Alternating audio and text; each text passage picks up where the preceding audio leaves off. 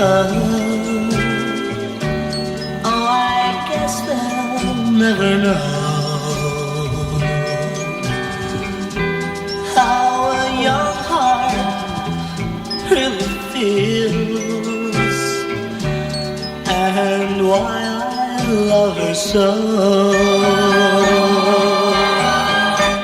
And they called it puppy love just because we're 17.